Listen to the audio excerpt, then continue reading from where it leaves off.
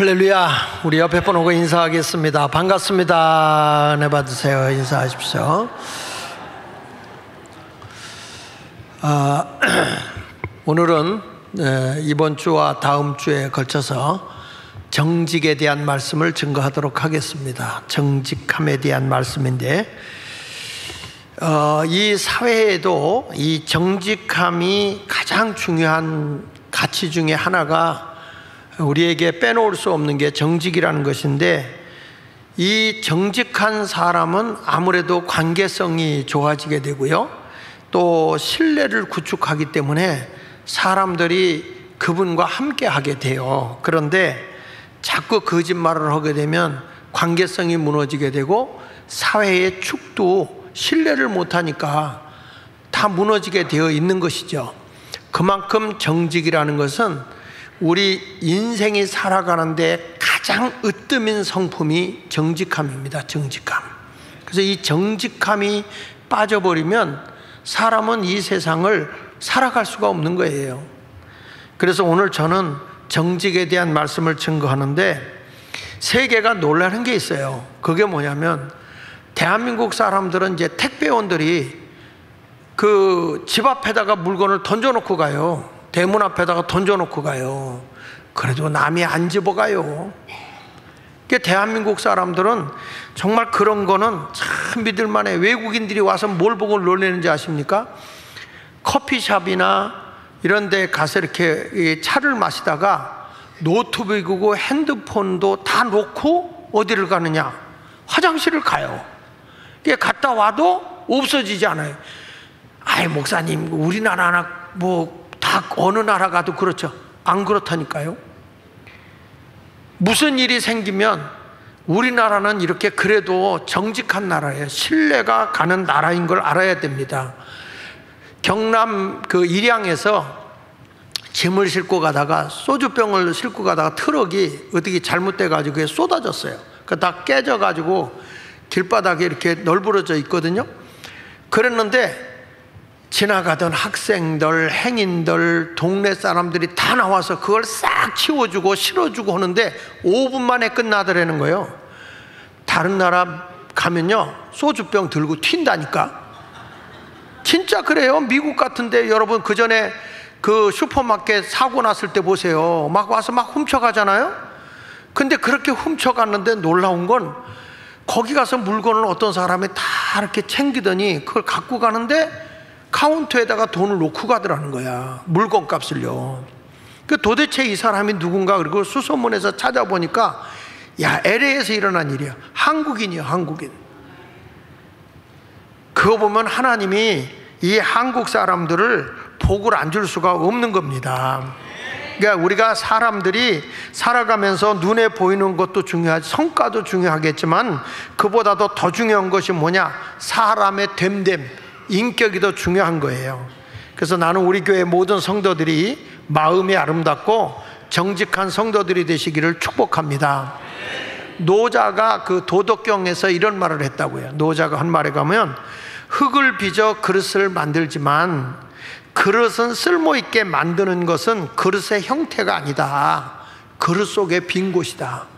그릇을 아무렇게나 아무리 이쁘게 만들어도 뭘 담을 수 있게 만들어야 될 거 아니에요. 만약에 담을 수 없는 그릇은 그거는 장식용이지 그릇이 아닌 거예요. 그리고 중요한 거는 그릇도 얼마만큼 우리가 담을 수 있느냐. 밥을 담을 수 있는 것, 국을 담을 수 있는 것, 그 그릇에 담을 수 있도록 만드는 게 소중하다는 거예요. 마찬가지로 사람이 외모도 아름답고 뭐 다 해야 되겠지만 가장 소중한 것이 마음가짐이에요. 그래서 우리 마음에 뭐가 있어야 되느냐? 정직함이 있어야 돼요. 그릇이 아무리 좋아도 또 그 그릇이 더러우면 음식을 담을 수가 없는 거예요. 우리 마음이 정직해야 하나님이 쓰신다. 그걸 아시길 바랍니다. 요즘에 사람들이 사람을 찾을 때 그 사람은 참 최고의 사람이다, 그 사람은 참 좋은 사람이다, 애들한테도 공부할 때 야, 최고가 되라, 좋은 사람이 되라, 이런 얘기를 하거든요.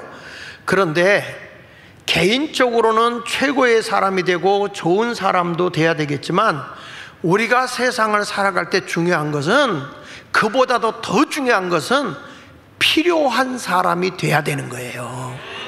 여러분, 환자가 병원에 갔어요. 근데 그 의사가 참 마음이 착해. 그리고 그분이 아주 공부도 실력도 최고야. 그런데 환자를 볼 줄 몰라. 그러면 그 의사는 필요한 의사입니까? 필요하지 않은 의사입니까? 필요하지 않은 의사인 거예요. 세상을 살아갈 때 그분 참 좋은 사람이야, 그분 참 최고의 실력가야, 아무 소용없어요. 이 세상에서 없어서는 안 될 필요한 사람이 되어야 되는 거예요. 난 예수 믿는 사람이 뭐냐? 너희는 세상의 빛과 소금이 되라. 이 말은 있으나마나한 존재가 되지 말고 필요한 사람이 돼야 된다, 이걸 말씀하고 있는 거예요. 예배당이 아무리 화려하고 예배당에서 퍼포먼스가 잘 되고 찬양이 잘 되는 쇼 같은 예배를 드려도 아무 소용이 없어요. 교회는 하나님이 임재하고 또 성도들이 예수의 마음을 소유하고 있어서 세상에 나가서 아유, 그 교회 다니는 교인들은 너무 착해, 참 좋아, 최고로 예수 잘 믿어, 소용없어요. 세상에 필요한 교회, 세상에서 필요한 성도들, 이런 사람들이 되어야 되는 거예요. 옆에서 굶어 죽어 가는데 있으나마나한 존재가 뭐 하는데 필요하냐 이거예요. 그분이 있어야만 되는 거잖아요. 여러분, 서울역에 우리 나가보면 드림시티 있잖아요. 드림시티. 거기에 우연식 목사님이, 우리 교회 소속 목사님이시죠. 그분이 지금 뭘 합니까? 노숙자 선교를 하잖아요. 하루에 노숙인들이 850명씩 오잖아요. 850명들이 오면 제일 먼저 저들에게, 거기 오면 냄새 풍기면 쫓겨나. 일단 깨끗해야 병도 안 오니까 오자마자 샤워하고 세탁기도 다 해놨어요. 그래가지고 빨래도 다 해서 말려놓은 것이어서 갈아입어야 돼. 그래서 속부터 겉에까지 싹 깨끗이 하고 새로운 옷을 입고 더우면 거기 와서 잠깐 쉬고 그러고 가는 거예요. 그러니까 이런 선교를 하는 거예요. 내가 이 친구를 왜 데려왔냐? 이 친구가 미국에 LA 갔는데 LA에서 이 노숙인 사역을 하는 거예요. 그래서 집회를 하고 그 친구하고 같이 이제 노숙인들을 하는 데를 이렇게 가봤지. 그때 이 친구가 노숙자들을 돌보고 있는데 자기가 노숙자가 돼 있는 거야. 창고에서 자고 말이죠. 그리고 미국은 노숙자들을 위해서 그 물건을 이렇게 그냥 주는 데가 있어요. 뭐 농산물 같은 거 더 두면 상해서 못 먹게 될 것 같은 것들, 이런 것들 막 실어다가 날라주거든요. 이 친구가 목사님 거기 갑시다 그래 가면 얼마든지 실어줄 수 있어요. 그 거기 가지고 가서 이제 이 여러분, 미국이라는 나라가 잘 사는 것 같죠? 엄청 거지 많습니다. 이 노숙인들이 그렇게 많아요. 이 LA의 그 거리에 거기 7가, 6가, 3, 4, 5, 6, 7, 8가까지 가보면 노숙인들이 그렇게 많아. 그래가지고 뒷골목으로 못 가게 하거든요. 그래서 저는 그냥 거기 있고 LA 집회 가면 걸어서 가고 그런 일을 해요. 근데 그 일들을 하면서 너무 이 친구가 꼭 노숙인에게는 없어서는 안 될 친구야. 그래서 이 친구한테 야, 여기 있지 말고 한국에 와서 좀 하자. 그래가지고 이 친구가 한국에 나와서 여기서 하는 건데, 그 부인이 그 델타 항공의 스튜디오스였고요. 딸도 굉장히 훌륭해요. 그런데 이 친구가 그냥 노숙인 선교를 하는 거예요. 여러분, 노숙인들이 얼마나 이 사람이 필요한지 갑자기 심장에 무리가 와가지고 이 목사님이 쓰러졌어요. 응급실로 병원을 가는데 죽느냐 사느냐 위기가 왔어요. 급하게 왔어요. 노숙인들이 그걸 알고 그때 밤새도록 철야기도 했어요. 노숙인들이. 그래가지고 살아났어. 그 이분이 항상 나만 목사님, 저는요 노숙인 때문에 산 사람이에요.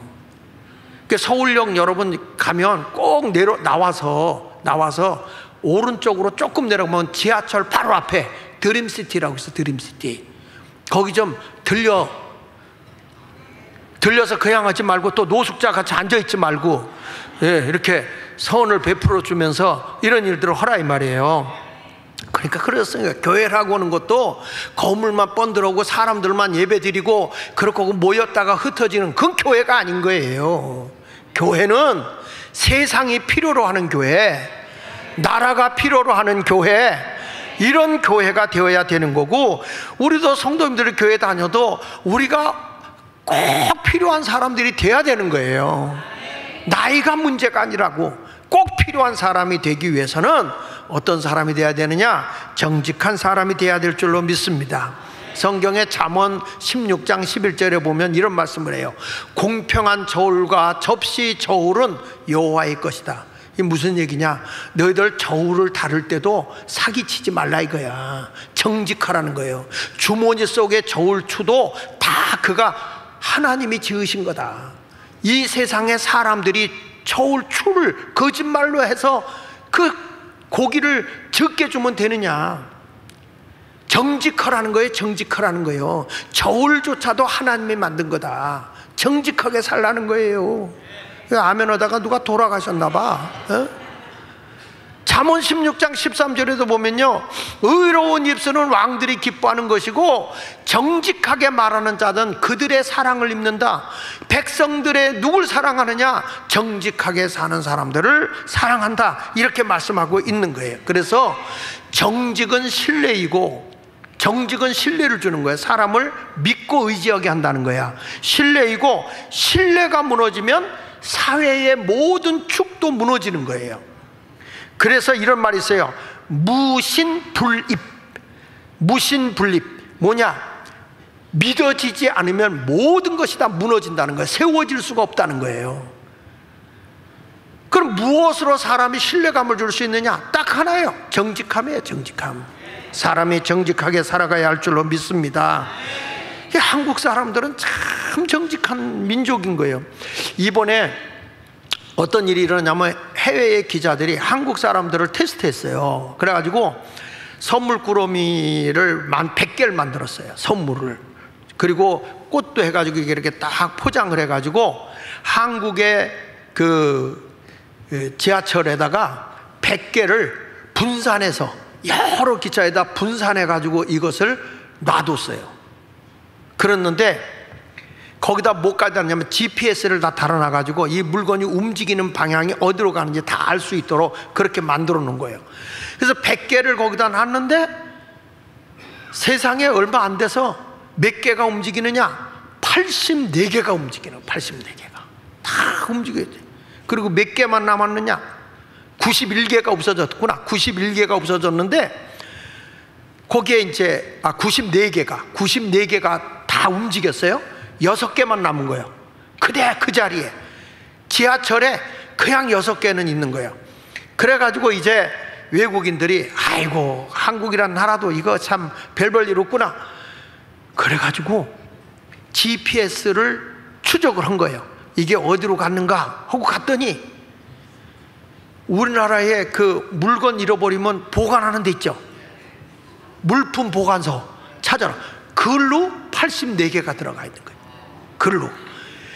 그래서 3개가 놀란 거예요. 7개는 이제 없어졌겠지. 예.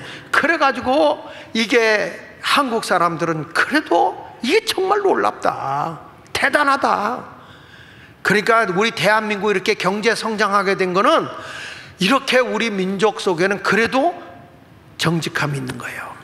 물론 여러분 갖고 가잖아요. 한국은 하도 카메라가 많아가지고요 잡습니다. 잡아요. 제 아들이 지하철에다 뭘 놓고서 내렸어요. 근데 없어진 거야. 그래서 이거를 경찰이 추적하는데 어떤 할머니 할아버지가 가지고 간 거 잡았어. 그러니까 가져가도 다 잡히지만 그래도 우리는 양심이 있어가지고요 안 가져갑니다. 그만큼 우리 민족이 복받은 민족입니다. 그런데 외국인들이 이렇게 평가한 거예요. 그런데 이렇게 백성들은 훌륭한데 왜 한국의 정치인들, 권력자들은 이렇게 의식 수준이 후진성이냐? 쉽게 말하면 후지냐? 국민도 속이고 뭐 감투 하나 쓰면 굴림해가지고 큰소리치고 거짓말을 밥 먹듯 하고 부끄러움도 모르는 정치인들이 한국에는 넘쳐난다. 그래서 대한민국의 희망은 국민이다. 이렇게 얘기를 했어요. 그래서 오늘 말씀을 듣고 우리 모든 성도님들이 정직한 사람이 되시기를 축복합니다. 그래서 우리가 오늘은 정직에 대한 말씀을 증거하는데 오늘 본문이 바로 그거예요.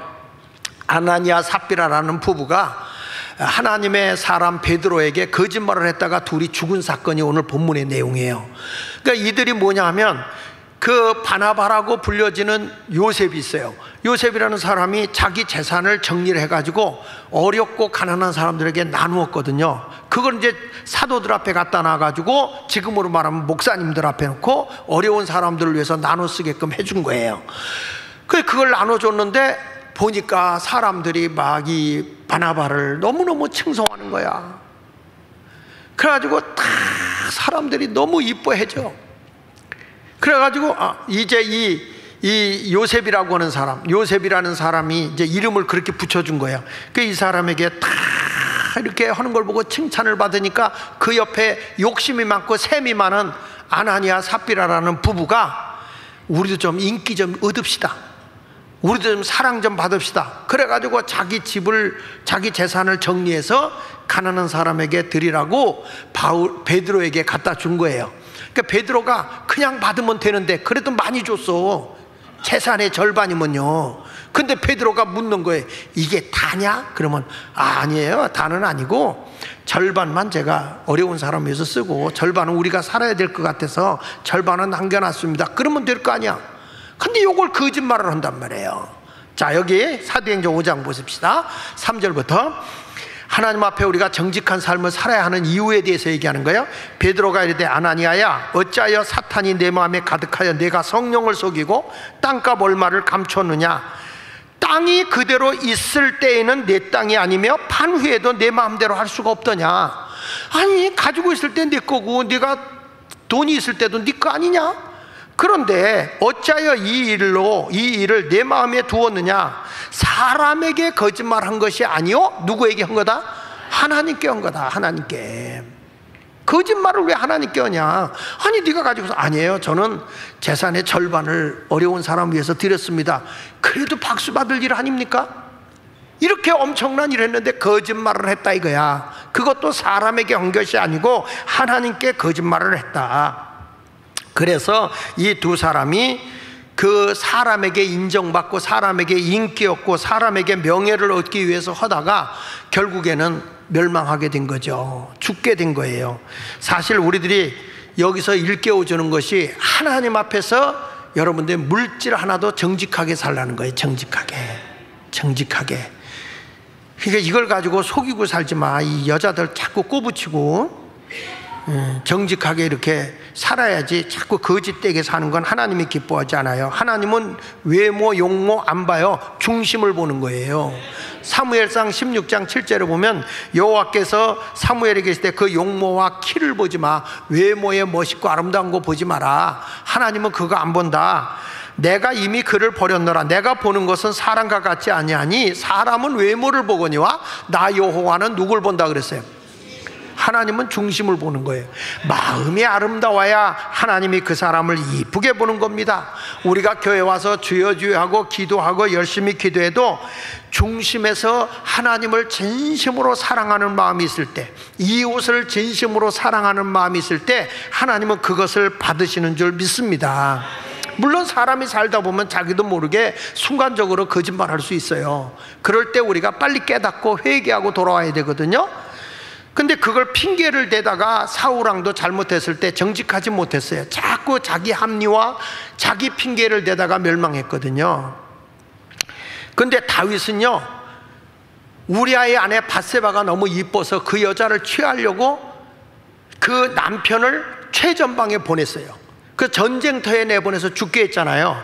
근데 하나님이 보실 때에는 그 마음이 잘못된 거예요. 그렇죠? 죄를 범하기 위해서 아무도 몰라. 최전방에 전쟁터에 내보내서 군인이니까, 그 남편이 군인이니까 전쟁터에 나가서 싸우다 죽은 거예요. 그러나 하나님은 중심을 보잖아요. 내 마음에서 그 사람이 용맹해서 전쟁으로 내보낸 게 아니라 죽이려고 내보낸 거 아니냐. 그걸 누가 알았느냐? 하나님이 아시니까 나단 선지자에게 알려준 거예요. 그래서 나단 선지자가 가서 다윗 왕한테 책망을 합니다. 그러니까 그때 다윗이 하나님 앞에 회개하면서 울부짖는 거예요. 뭐라고 했냐? 시편 51편 10절에 보니까 하나님이여 내 속에 정한 마음을 창조하시고, 곧은 마음을 달라는 거예요. 바른 마음을 창조하시고 내 안에 정직한 영을 새롭게 하소서.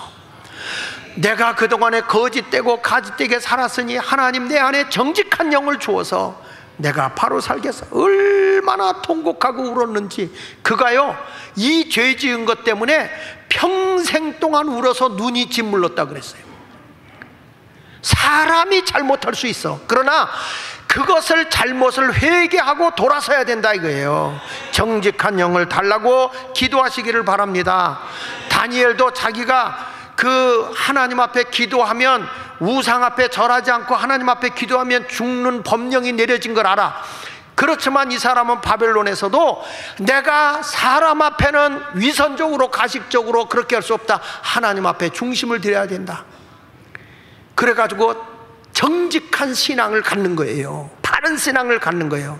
교회 올 때만 예수 믿는 척하고 나가서는 불신앙자들보다 더 못된 행동한다면 하나님은 마음을 보시는 하나님인데 그 사람을 어떻게 예수 믿는다고 할 수 있겠어요?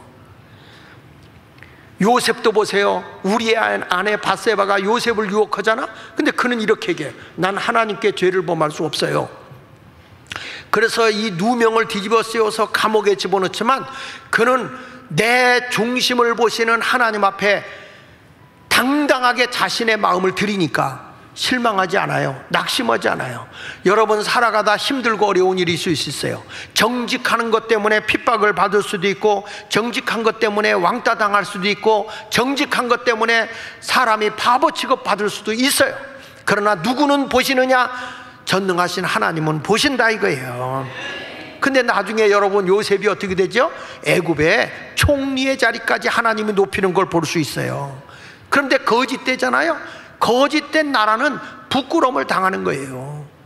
예레미야 26장 6절에 보니까 이스라엘 백성들이 하나님 앞에 가서 예배를 드리는데 가증되게 예배를 드리는 거야. 그래서 하나님이 이 성전을 멸해버리는 거 아닙니까? 보세요. 내가 이 성전을 실로같이 되게 하고 이 성을 세계 모든 민족의 저주거리가 되게 하리라. 저는 감히 여러분에게 말씀드려요. 대한민국은요, 교회가 지켜야 돼요. 교회가 바로 서지 않으면 무엇으로 이 세상을 빛과 소금이 되게 하겠습니까? 정치인들이 이 나라를 바로 세우겠습니까? 거짓된 교육으로 지금 한국의 교육이 다 망가지고 있는데, 교회에 바로 서서 하나님 앞에 영광을 돌려야 되는 거예요. 그래서 여기 보니까 내 안에 정직한 영을 달라고 다윗이 그렇게 기도합니다. 소크라테스도요 이런 말을 써요. 산다는 것이 문제가 아니라 바르게 사는 것이 중요한 문제다. 위대한 철학자가 하는 얘기 아닙니까? 사는 게 문제가 아니야. 바르게 사는 것이 중요한 문제지. 저도 이렇게 나라에 가서 일하고, 그러니까 내가 옆에 나가 보니까 정말 전국적으로 사람을 모아서 이 나라에 애국하는 게 정광훈 목사 아니면 못해요. 사실 누구도 못해 그거는. 근데 그분이 조금 거칠게 표현한다고 해서 사람들이 그냥 프레임을 씌워서 나쁜 사람같이 몰아버리지만, 내가 보니까 교회도 다 무너지고 완전 요즘에 보니까 돈도 굉장히 어려움 당하고 있더라고. 그럼에도 불구하고 막 그분에 대해서 하는데, 내가 그 옆에 있다 보니까 사람들이 막 모함을 해서 요즘에 이런 얘기가 들리더라고. 장하길 목사가 따로 살림 차렸다고. 정광훈 목사를 등지고 나가서 따로. 나는 그런 일을 하질 않아요. 그리고 장하길이가 아무리 나가서 해본들 그런 역할은 정광훈 목사 외에는 못합니다. 그 정도 사람 관리하고 재정 관리하고 이렇게 하면서 그 일을 할 수 있는, 내 옆에서 봐도 정말 어떻게 저걸 다 감당할까 할 정도예요. 그 내가 옆에 있어 보면 트럼프인가 할 정도로 머리도 비슷해. 그게 아무나 그렇게 못하는 거야. 그런데 그런 걸 가지고, 왜냐하면 한 시대에 그분이 역사적인 인물로 서게 돼 있어요. 세월이 지나가고 나면 지금 나라가 굉장히 어려운 상황에 있을 때 그래도 나라를 바르게 세워줄 수 있는 건 욕을 해도 그 사람은 역사적으로 서 있어요. 그러니까 우리는 다르게 살아야 된단 말이야. 절대 여러분, 다시 말하지만 저는 딴 살림 안 차려. 아니 내가 지금 하던 것도 있고 할 게 얼마나 많아. 밴드 목회도 해야지, 성화훈련, 인간은 성화훈련 해야지, 품성교육 해야지. 제가 가지고 있는 내용 재료가 더 많어. 그런 거 가지고 앞으로 목사님들을 일깨워 가면서 한국교회를 바로 세우는 역할을 하는 게 나에게 주어진 사명이지. 내가 딴 짓 안 해요. 어떤 분이 날들어 뭐 감투 씌워준다고 어저께 와서 뭐 위원장님이 되십시오, 뭐 하십시오, 그렇게 편지 오길래 제가 답을 써서 죄송합니다. 저는 이제까지 어디 가서도 뭘 하나 맡아본 적이 없습니다.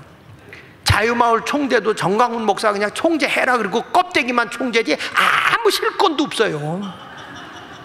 대국본이 다 할 뿐이지 내가 하는 건 아무것도 없어요. 그러니까 이런 걸 보면서 사람들이 막 이상한 질문하고 주변에 가서 막 전 목사님한테 별소리를 다 해도 내가 얘기를 했어요. 언제든지 불편하면 나가라고 그래라. 예. 하나도 꺼리낌이 없어요.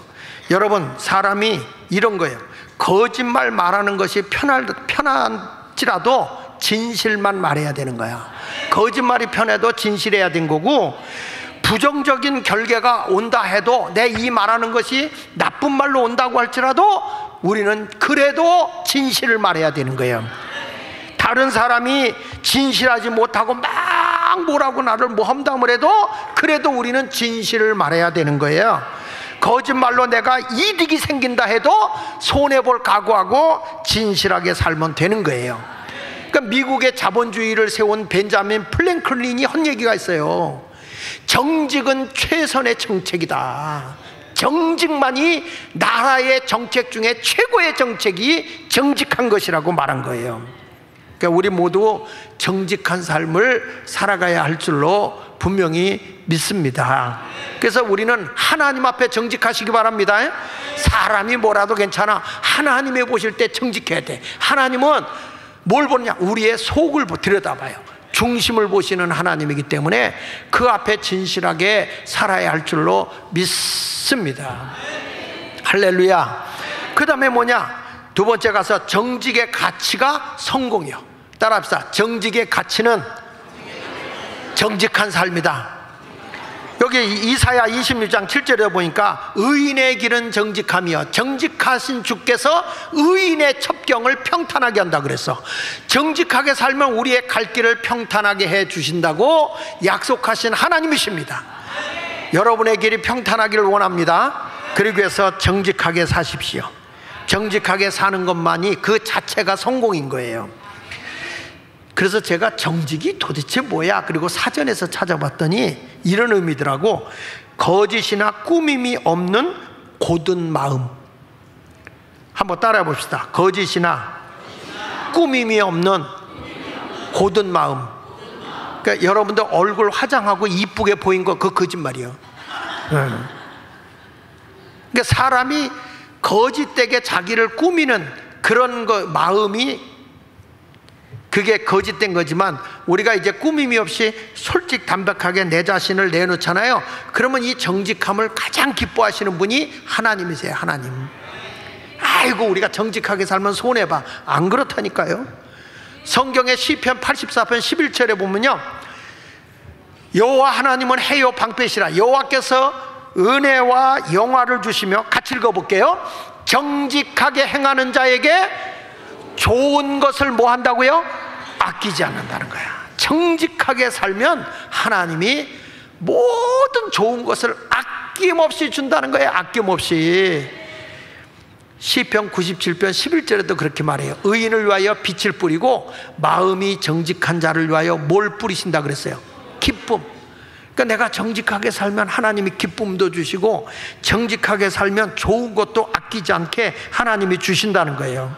그래서 우리 모두 말에서나 행동에서 진실해야 되고, 우리 속담에 입은 삐뚤어져도 말은 바로 하라 그랬고, 거짓말하는 것보다 뺨을 맞는 게 낫다 그랬어요. 우리 예수마을교회 성도들은 정직한 삶을 살아갈 수 있기를 예수 이름으로 축원합니다. 그러니까 거짓말 속에 우리는 인생이 빛을 잃어가는 거거든요. 근데 정직하면 그 사람은 어디를 가든지 인정받게 되어 있어요. 거짓의 아비가 마귀거든. 요한복음 8장 44절에 말하잖아요. 너희는 너희 아비 마귀에서 났으니 너희 아버지 욕심대로 너희도 행하고자 하느니라. 그는 처음부터 살인자여 진리가 그 속에 없으므로 진리에 서지 못하고 다같이 거짓을 말할 때마다 제 것으로 말하나니 이는 그가 거짓말쟁이요 거짓의 아비다. 그러니까 거짓말을 잘하는 건 마귀에게 속해 사는 거고, 정직하게 살고 진실하게 사는 것은요 하나님께 속해 살아가는 겁니다. 에덴 동산에서도요, 거짓말로 너 선악과 먹으면 하나님같이 지혜로워질 수 있어, 하나님 말씀을 안 믿고 거짓말 따라가다가 인생이 파멸한 거 아니겠습니까? 그러니까 오늘부터 여러분들이 기도하세요. 하나님, 정직한 영을 주시옵소서. 대한민국에 보니까 지금 주사파, 민노총, 전교조 이런 사람들이 아이들까지 다 병들게 거짓된 교육을 하는 거야. 어저께 이제 미군 철수해라 막 이런 것 때문에 제가 이제 평택을 갔다가 오다가 지난번에 멸공반점 있죠, 멸공반점. 멸공반점을 들렸어. 내가 동탄시에 우리 집사람하고 갔더니 김보라 장로님이 또 거기 와 계신 거예요. 두 네 분이. 다른 건 다 참아도 궁금한 건 못 참는 성격이 있구만.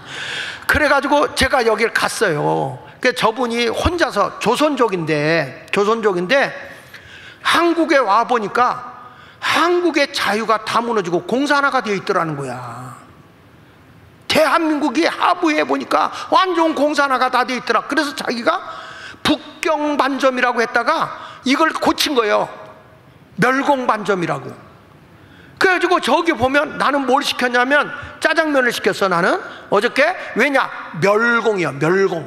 멸공 짜장면을 시켜 먹었어요. 근데 우리 집사람은 짬뽕을 시켰어. 저기 짬뽕 저렇게. 우리 집사람은 짬뽕. 저 짬뽕이 뭐냐면 그 문재인 때 코로나 개씨 짬뽕이야 이게. 예, 코로나. 이게 거짓말로 한 거다 이거야. 중국에서 이렇게 와가지고 한 거다 이거죠. 바이러스 이렇게 해가지고. 그러니까 저기다 전부 다 그런 내용이고 어마어마하게 했어요. 그래서 같이 찍었지. 제가 딱 들으니까 알아보더라고요. 이분이 저를 알아봐. 여러분은 몰라봐도 저 사람은 알아본다니까. 예. 그 이분이 지금 하는 얘기가 오는 사람 조금 해요. 그래서 한 번 가서 음식을 시켜 먹으려면 30분 이상 기다려야 돼. 조금 해. 왜 이렇게 적으냐 그랬더니 이게 장사가 처음부터 되겠습니까? 저런 식으로 메뉴판을 써놨는데. 그나마 이번에 제가 방송에서 이걸 터뜨려주는 바람에 이 애국 국민들이 많이 가주는 것 같아. 이제 애국 국민들이 가서 하는데, 근데 어저께 보니까 정광 목사도 여기 와 있어. 나도 모르게 와 있더라고. 그래가지고 와가지고 여기 와서 이분이 딱 앉아서 아 내가 한 칸 더 늘려주겠다고, 좀 늙어서 하라고 그렇게 얘기를 하더라고. 그래서 오지랖도 어지간히 넓다 했는데 하여튼 열심히 그렇게 사는 거예요. 왜 저런 거 하냐면 저분들은 보세요. 저분들은 나라가, 대한민국이라는 나라가 지금 공산화가 다 됐구나 하는 걸 알아. 이 중국 조선족에서 온 분들은 지금 나라가, 대한민국이 위기라는 걸 알고 저렇게 써는 거예요. 저 사람이 혼자서 장사해, 혼자서. 근데 저걸 써놓고 있는 거예요. 그런데 이런 근현대사를 보면서 대한민국을 깨우쳐줘야 될 목사님들이 이런 얘기를 못하는 거야. 왜? 내가 이 설교를 하면 벌써 교인들이 몇 명이 시험 들어. 이런 인간들은 북한에 가서 살란 말이야. 왜 여기서 살면서 시험 들어? 나라가 여러분 자유민주주의로 가야지 공산국가 가면 됩니까 이거? 그래서 우리는 하나님 앞에서 정직해야 돼요. 아나니아 삽비라 같은 부부가 거짓말하다가 망하는 거예요. 다시 한번 보세요. 잠언 16장 11절에 공평한 저울과 접시 저울은 여호와의 것이라는 거야. 그러니까 저울질 하나 하더라도 고기를 썰어주더라도 정직하게 고기를 주라 이거예요.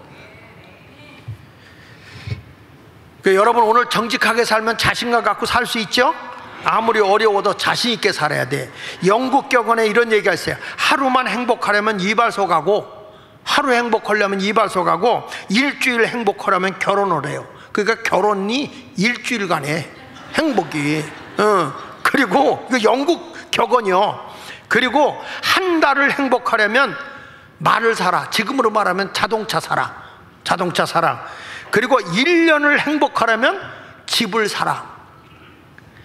평생을 행복하려면 정직하게 살아라. 이게 영국의 격언이에요. 내가 일평생을 행복하게 살려면 정직하게 살아야 된다는 거죠. 정직하다는 것은 진실하다는 겁니다. 우리 모두 내가 손해를 보더라도 정직하게 살잖아요. 하나님께서 풍요롭게 해주시는 걸 믿으시기 바랍니다. 내 자신 앞에서 자신이 정직해야 되고요, 다른 사람 앞에서도 정직해야 되고요, 하나님 앞에서도 정직한 사람이 돼야 할 줄로 믿습니다.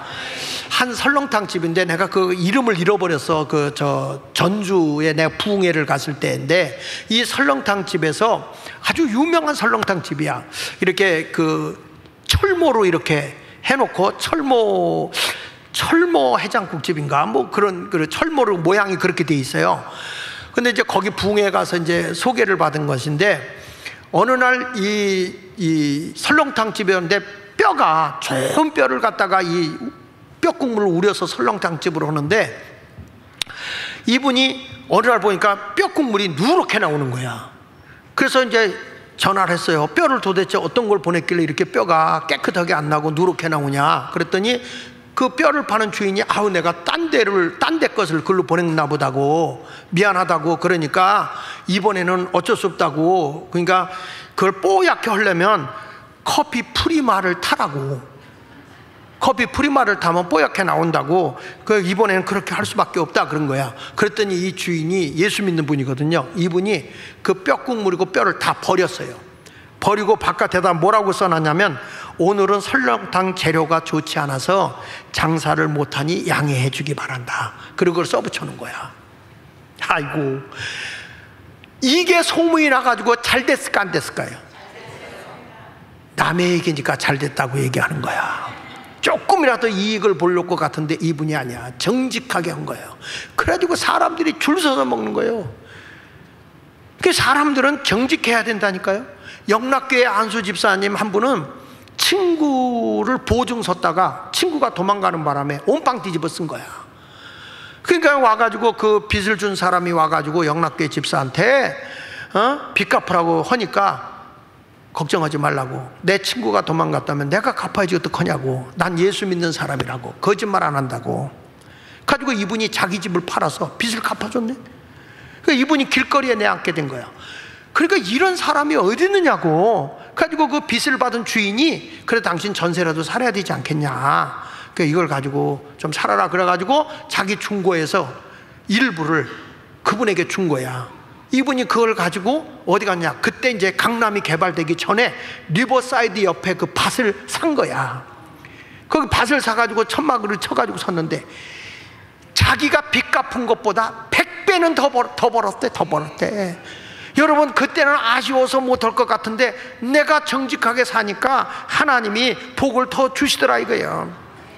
그래서 열왕기상 15장 11절에 이렇게 말하는 거예요. 아사가 그의 조상 다윗과 같이 여호와 보시기에 정직하게 행했다. 여기 기준을 누구 삼았나? 다윗이에요. 다윗도 잘못했지만 다윗이 정직하게 살 것을 회개했잖아요. 그래서 아사가 왕이 됐을 때, 이때 아사가 10대거든 10대. 근데 다윗을 본받아서 늘 기도하는 게 뭐냐면, 하나님의 보시기에 정직하게 행했다. 여러분, 우리도 하나님의 보시기에 정직한 삶을 살아가면요, 우리 하나님이 기도도 들어주시고요, 여러분 하는 일도 형통하게 해주실 줄 믿습니다. 잠언 15장 8절에 보시면요, 악인의 제사는 여호와께서 미워해도, 다 같이 읽어보세요. 정직한 자의 기도는 그가 기뻐한다 그랬어요. 그리고 우리가 예배만 능사가 아니에요. 정직한 삶으로 예배를 드려야 되는 거예요. 믿습니까? 그래서 오늘 여기 그 아나니아 삽비라가 왜 죽었습니까? 하나님께 정직하지 못해서. 그래서 열왕기하 5장 4절에, 사도행전 5장 4절에 끝부분에 뭐래요? 너는 지금 거짓말한 것이 사람에게 한 게 아니야. 하나님께 거짓말한 거야. 여러분, 우리가 헌금을 드리고 뭘 하더라도, 내가 하나님 주신 가운데서 난 이렇게 있는 데서 이렇게 했습니다 이러면 되는데, 다 다 드렸어. 다 드렸다. 하나님 앞에 거짓말한 거지.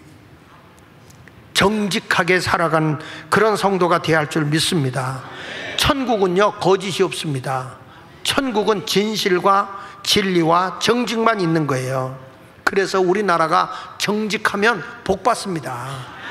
후진국일수록 정직하지 못해요. 후진국일수록 자꾸 남의 걸 훔쳐가고 이런다고요. 여러분, 중국은요, 지금 중국이란 나라가 6불 이하의 하루 임금이 6불 이하로 받는 사람이 10억이 넘어. 10억.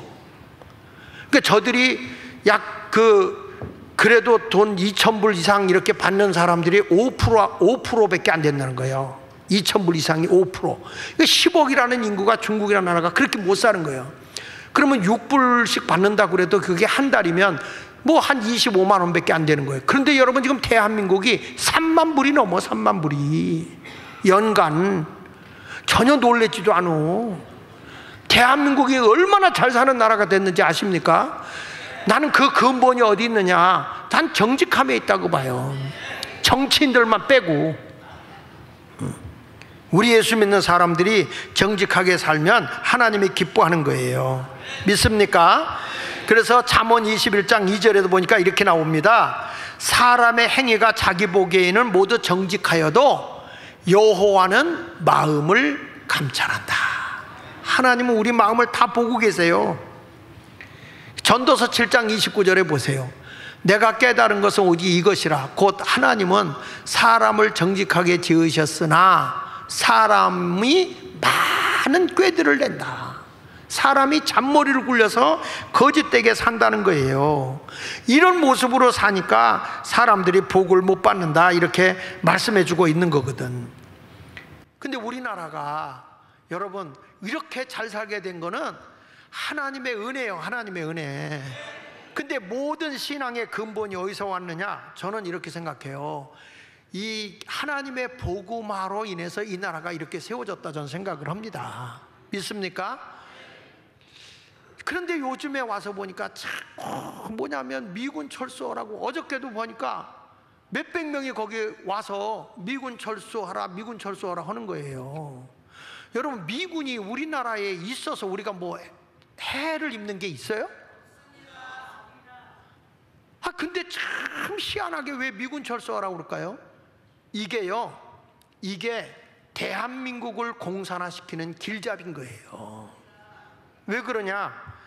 베트남이 말이죠, 미군이 주둔하고 우리도 거기 가서 싸웠죠. 우리 따이안, 김시복 권사님 손 들어봐. 따이안, 월남 갔다 오신 분이야. 저 뒤에 월남. 따이안이야. 월남에 가서 돈도 받고 그 돈으로 일부는 고속도로 깐 거 아니에요. 근데 그때 우리가 갔을 때 미국에서 월급 줬지 우리가 월급 준 게 아닙니다. 그런데 지금 이 베트남이라고 하는 데가요, 공산화가 됐잖아요. 왜 공산화가 됐는지 아십니까? 민주주의 그렇게 싸웠는데 왜 공산화가 됐냐면, 한번 좀 띄워줘 보세요. 여기 보면 베트남의 공산화가 된 이유가, 저들은 안보는 뒷전이야. 안보는 뒷전이고, 이 베트남의 베트콩이라고 했죠. 옛날에 베트콩. 그러니까 이 베트콩들이, 간첩들이 이 베트남의 민주주의 하는 대로 다 들어와서 간첩이 국회의원을 하는 거야. 정치 지도자가 되는 거예요. 그리고 이들이 다 뭐냐면은 이 거물급 인사들이 다 공산주의 사상에 취해버리는 거예요. 그러니까 이들이 주장하는 게 뭐입니까? 평화와 공존이요. 우리는 평화를 주장하고 우리는 같이 함께 공존해야 된다. 지금 여러분, 이러한 주장을 했다가 공산화가 돼버린 거예요. 그들이 뭐 했어요? 미군 철수해라 그랬어요. 미군 철수하라서 베트남에서. 그래서 미국이 떠나버린 거예요. 미국이 떠나고 나서 베트남이 자유민주주의 국가가 됐어요. 공산화가 된 거예요. 지금 우리나라 미군들이 얼마나 우리에게 유익을, 만약에 우리나라 미국이 가버리면요, 이 나라에 투자했던 세계 자본 달러가 다 빠져나갑니다. 그뿐인지 아세요?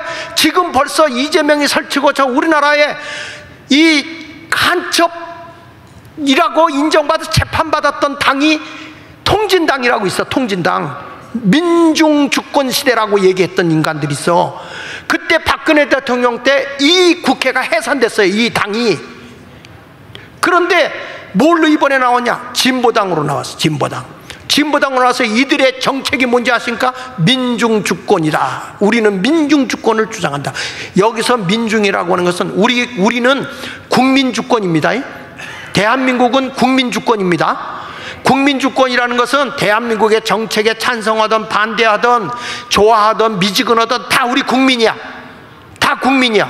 그런데 민중주권이라는 이 민중은요, 공산주의를 제창하는 자기들 편에 있는 자들만 민중이야. 이게 다른 거예요, 여러분.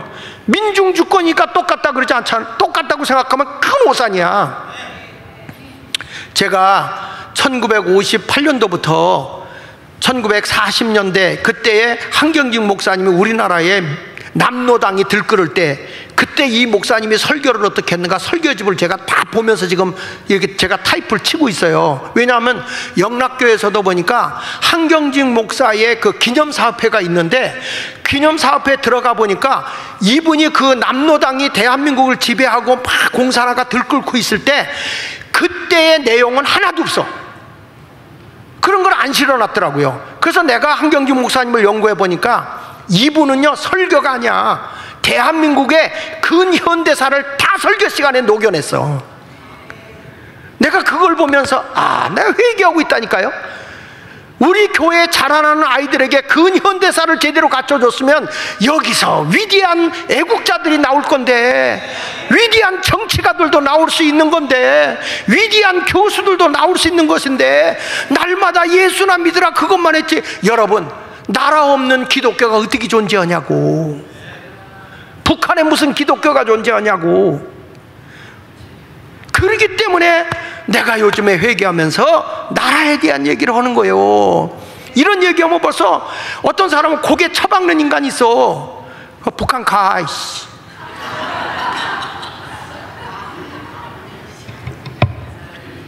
여러분, 우리가 베트남이 적골이 됐잖아요. 그런데 그 다음에 넘겨서 보면요, 이승만 대통령이 한미 상호 방위조약, 그 다음 장으로 넘겨줘. 그 한미 방위조약, 베트남 다음으로 한 장 넘겨봐요. 거기 보면요, 한국의 경제 원조를 이승만 대통령, 우리가 어렵잖아요. 한미동맹을 딱 하면서 얼마를 경제 원조를 받았냐? 10억 달러. 박정희 대통령 때 20억 달러. 그래가지고 30억 달러를 미국에서 무상 지원을 받아요. 얼마냐? 이 당시에 박정희 대통령이 산업할 때 이때까지 보면요, 지금 우리가 보면은 4조요, 4조. 이게 어느 나라가 지원해 줍니까? 이렇게 살만하게 해놓으니까 지금 저들이 미군 나가라, 뭐 나가라, 이게 되냐고. 여러분, 한미 방위조약이 얼마나 위대한지 아세요? 여기 보세요. 한미 상위 방위조약을 보면요, 이건 우리가 알아야 돼. 여기 보세요. 조약을 할 때 이승만 대통령이 반대를 했어요. 반대. 우리는 그냥 남북이 통일돼야 된다. 이게 갈라지면 안 된다. 그리고 막 반대한 거야. 그러니까 미국의 그 아이젠호워가 대통령이 되면서 빨리 전쟁을 끝낸다고 그랬거든. 미군 철수하려고 하는데 이승만 대통령이 보니까 이게 아주 대한민국을 버리려고 그러거든요. 그래가지고 이거 협상하는데 이승만 대통령이 사인 안 해요. 그러니까 저들이 협상을 다 해가지고 포로 교환하려고 할 때 이승만 대통령이 다 포로 교환하지 못하도록 풀어줘 버리잖아요. 미군들이 직후에 가서 체류탄을 뿌렸어. 우리나라 최초의 체류탄이 뭔지 아세요? 고춧가루야.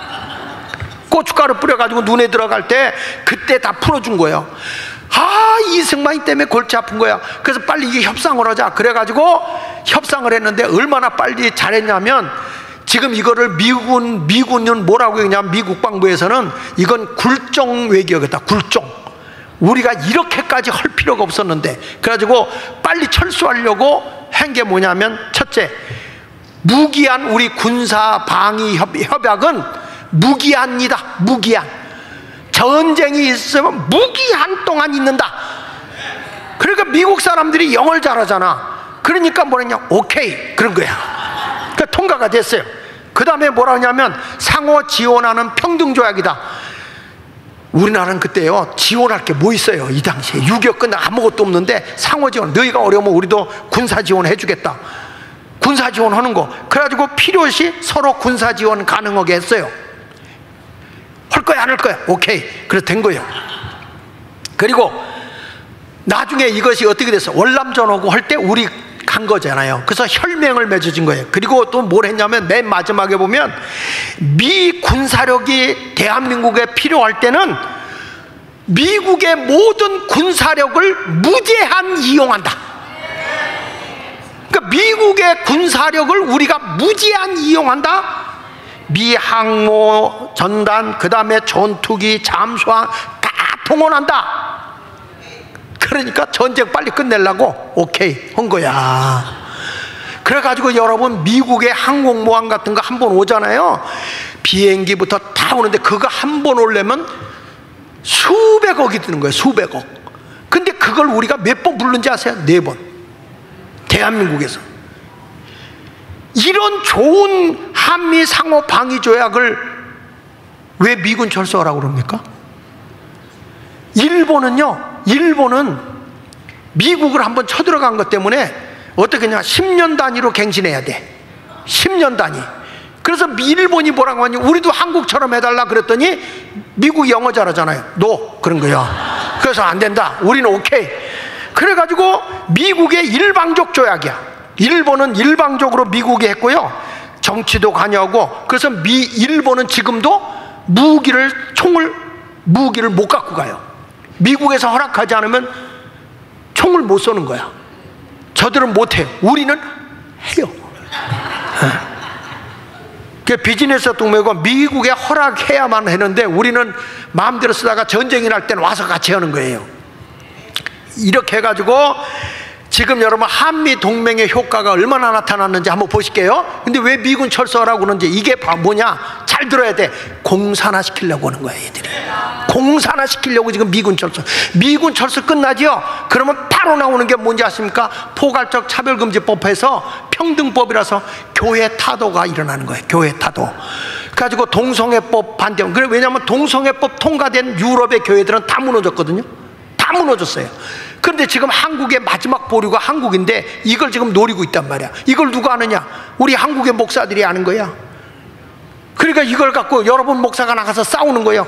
어저께 비가 그렇게 쏟아지는데 평택까지 갔었어. 어저께 갑자기 비바람이 몰아치는데 어마어마하게 쏟아지더라고. 그런데도 이 애국 동지들이 하나도 움직이질 않아.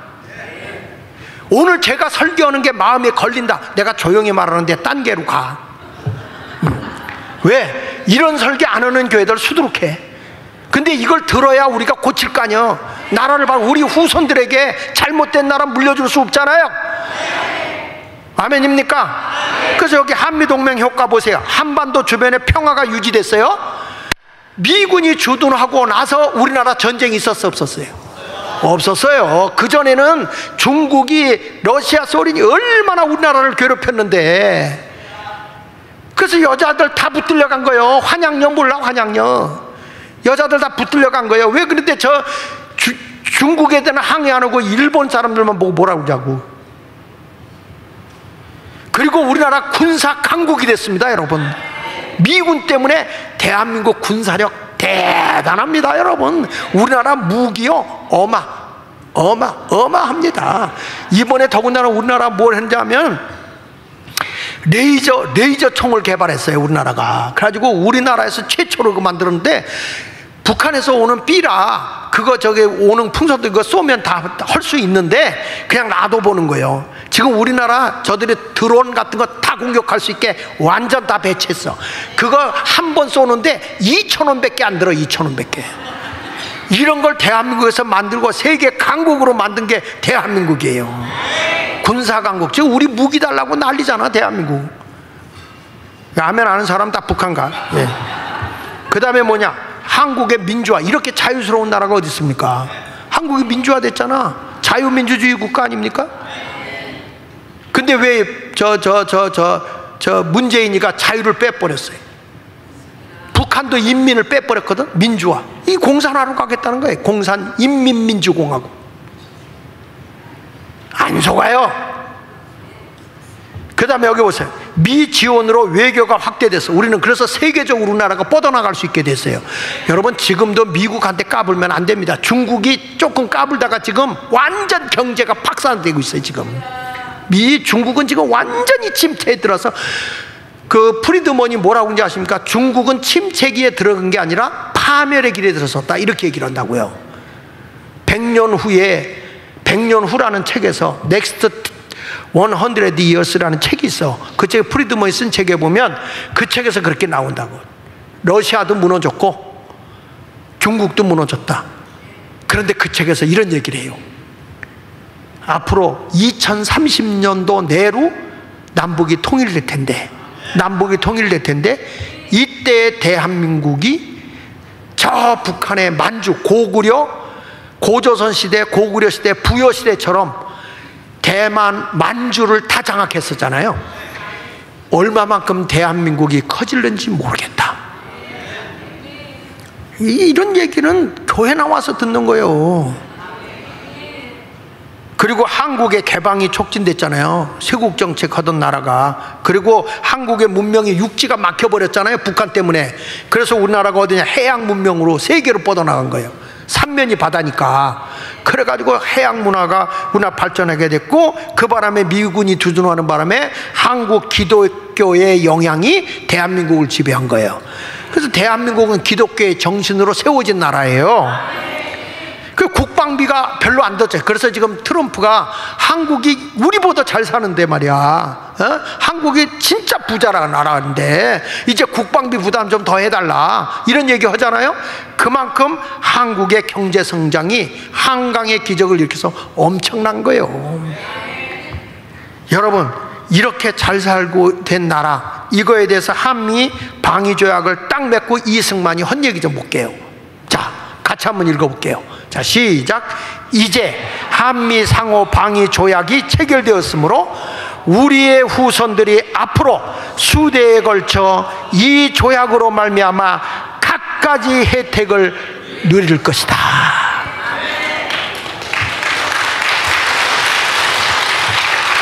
근데 이게 맞아서 틀렸어요. 맞았잖아요. 지금 여러분이 북한에 살았으면 얼마나 힘들게 살았어요. 남한에 내려온 우리 북한에 살다 오신 분들 얘기 들어보면 이렇게 되면 거기는 먹을 게 없어가지고요. 얼마나 시달리고 있는지. 그러니까 곧 남북 통일됩니다. 내가 보기엔 이거 멀지 않았어요. 그런데 남북 통일돼봐야 야당 여당 정치인들 가지고는 안 돼. 그래서 교회가 나서야 되는 거예요. 그래서 이제 교회가 어떻게 살아야 된다고? 그래서 우리는 이런 거짓된 영에 쏘가 넘어가면 안 돼. 정치인들, 언론 이런 거에 우리 넘어가면 안 돼. 교회가 바로 서야 된다니까. 교회가요. 그래, 다시 잠언 21장 2절 보세요. 사람의 행위가 자기 보기에는 모두 정직해도 여호와는 뭘 본다고요? 마음을 본다. 그래서 우리가 정직하게 살면 대한민국 세계 최강 나라가 될 수 있어요. 하나님이 대한민국을 어디 때문에 복자? 교회 때문에 복구하는 거예요. 그러니까 동네 주민들도 다 교회 나오게 해야 돼요.